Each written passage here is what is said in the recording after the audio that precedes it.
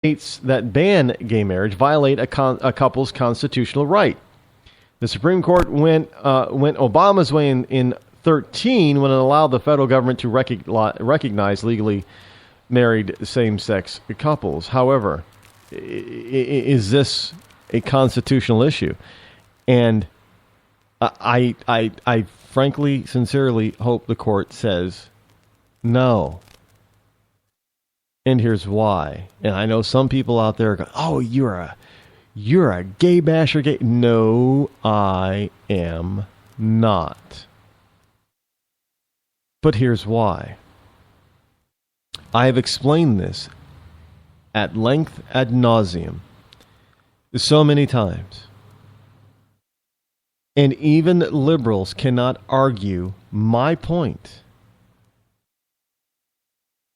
Marriage is not a government issue. It is a religious issue. It has been since day one. It's been a religious ceremony recognizing that two people have come together and are joined as one union. The woman leaves her father's house and joins her husband's house in this, and they do it under whatever god that they were worshiping in that particular community at the time. It's always been a religious thing. Therefore, government has no issue or place in it. And the reason why our government is so involved in marriage is because it came out that of the slave era, where and when slaves were free, that blacks and whites couldn't marry. No, you can't marry a white man can't marry a black girl. No, not legal in this state. And then it just snowballed from there, because now the government's involved in it, and they get to determine you got to go for a marriage license. And whenever the government decides that we're going to have to pay in order for it to exercise a particular right, because they've decided, just unilaterally to take it out of the public domain and put it in the purview of the government, that they get to tell you what you can and cannot do. Now, if you're going to argue that, a man and a woman is marriage, and they should be allowed to marry because of the Constitution guarantees this right, which it does not. Then there is no way for society to stop its slide into depravity. You cannot say, well, two men can marry, but why not three? Why not two men and a woman, or one man and two women? Why not polygamy? Why not, in omni whatever type of arrangement? How about, the man marrying his dog, or a woman marrying her horse? What about, pedophilia? Should there be less pedophilia laws? Because, hey, you can get married. Why not? Let me put it in perspective for you. Even what we might call or consider some of the most debaucherous type of societies in human history, the ancient Greeks, who pretty much, kind of, I guess, are credited with creating the whole homosexual thing, by being very open about it and even promoting it to a certain degree, and including pedophilia to a certain degree in ancient Greece. They didn't allow same-sex marriage. Marriage for them was between a man and a woman.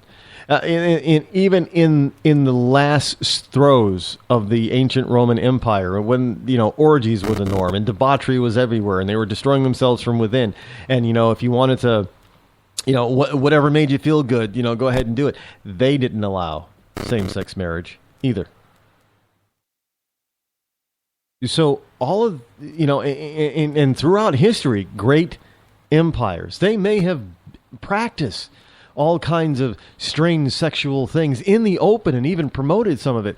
They never allowed it. Because in order to continue society, you needed to be of a certain bent, if you will. There was a natural order of things. And if you open the door for this, and a lot of homosexuals agree with what I'm telling you, if you open the door for this, you open the door for stuff that even homosexuals cannot stand. but you're not going to have a leg to stand on to keep it from happening. Don't doubt me. And I don't want to have to explain that again, because that's, you just take your feelings aside from it and just look at it from a natural nature. Even if you take God out of the picture, a nature point of view, it's not a nature point of view type of thing to allow. It's just not. Even those so-called gay penguins, they broke up. They did. Didn't hear much about it from the left, but they did. And they both went to women so they could have offspring. That was check it out. I'm just saying, folks. So, there's homosexuality in the animal kingdom. Well, it doesn't stay. They understand what it takes. If they want to perpetuate the species, they understand, and that's plain and simple. But again, it's really none of our business, my business, what you do in your bedroom, what you do in your house. The objection is, for a lot of people, is that when you bring it out to the public square and you try to force other people to accept it. Not only accept it, but like it. And not only like it, but fully love it. That's wrong. Plain and simple, it's wrong. But hey, if you want to you call it something else, civil unions, that's fine. Obamacare, continuing on. The president's signature health care reform law has already survived one Supreme Court challenge back in 2012, when a divided court, thanks to Justice Roberts, narrowly upheld the mandate for people to have insurance by determining it was a tax.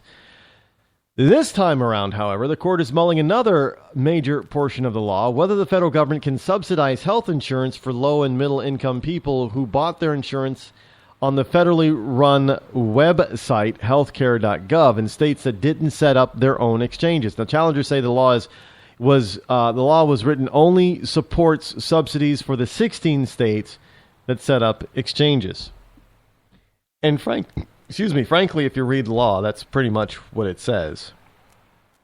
The federal government has no right, if you will, by the law to set. Now, it doesn't mean that they can't go back and fix it by, passing a new law that would say the federal government can have exchanges, and that would be only. I think this would only be a temporary setback for Obama if the court found that the government doesn't have any legal standing to have exchanges. But would the Republicans go along with it? Oh, they probably would.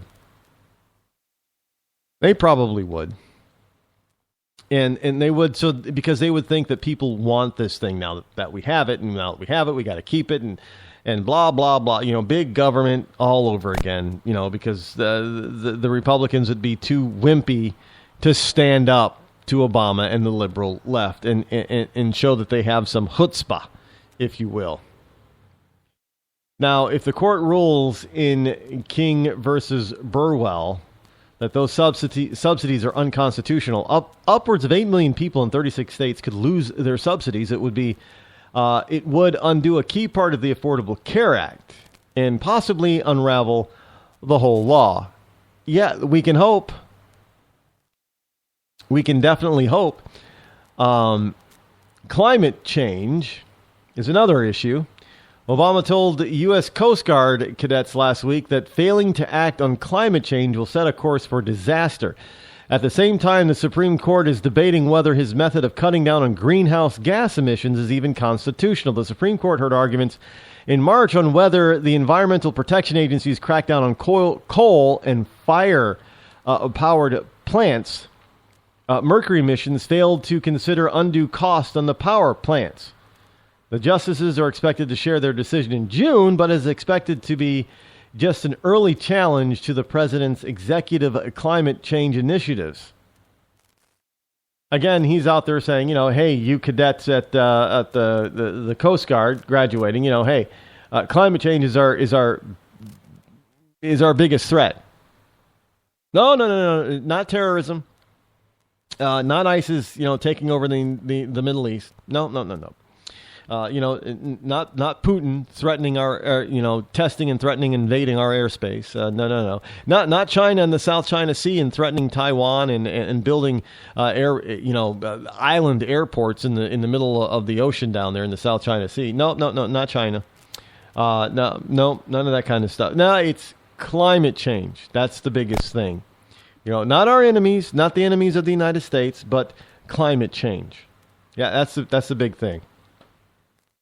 Other immigration issues. A lawsuit against Obama's plan to shield 5 million additional undocumented immigrants from deportation isn't the only court challenge to the president's executive actions on immigration. Now, House Speaker John Bonnier is considering putting to a vote a separate lawsuit against the president for expanding the program in November. This is in addition to the vote the House of Representatives took along party lines last summer to sue the president over his overall use of executive authority. Now, neither of Congress's lawsuits have made its way to a higher court, but with Obama's luck lately, and hopefully they will. Just got to hope that they will. It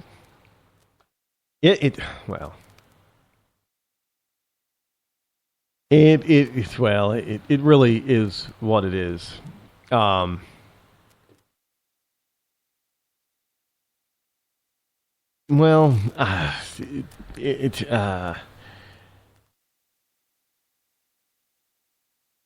If the court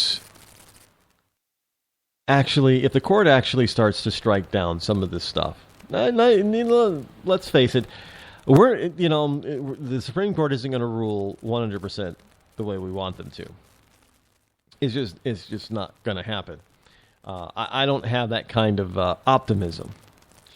But it does set a precedent, and hopefully it gives Bonnier and the wonderful Rhino Republicans a little bit more of a backbone to stand up to the president and say, no, we're not doing it this way. We're not going to do this or that, and we're going to stop you because that's what we're here for. Hopefully, at least that'll come out of this. That they will do something like that. We can only hope, right? We can hope that that'll be the case. Doesn't always work out to be that way, but we can hope that that'll be the case. Hey, this is from the Washington Post as well. Gloomy Don McLean reveals meaning of his song American Pie, and he sells the lyrics for $1.2 million. The American Pie manuscript sells for $1.2 million. Now, the music died because Buddy Holly merely wanted what every touring musician wanted, to do laundry? That's what he says. Shovel... I'm not making this up, folks. This is a Washington Post story. Shoved into unheated buses on a winter dance party tour in 1959, Holly, tired of rattling through the Midwest with dirty clothes, chartered a plane on February 3rd to fly from Clear Lake, Iowa to Fargo, North Dakota, where he hoped he could make an appointment with a washing machine. Joining him on the plane was Richie Valens, and after future country star Waylon Jennings gave up his seat, J.P. Richardson, a.k.a. the Big Bopper, taking off instead in the bad weather. And taking off in bad weather with a pilot not certified to do so. The plane crashed, killing everyone. The toll was incalculable. The singers of Peggy Sue and Come On, Let's Go and Donna and La Bamba were now dead. Holly was just 22. Valens was 17. Rock and roll, as they say, would never be the same again. 13 years later, Don McLean wrote the song about this tragedy, American Pie, in an 8.5-minute epic with an iconic lyrics about the day the music died. Now, the original 16-page working manuscript of the lyrics has been sold at auction for $1.2 million.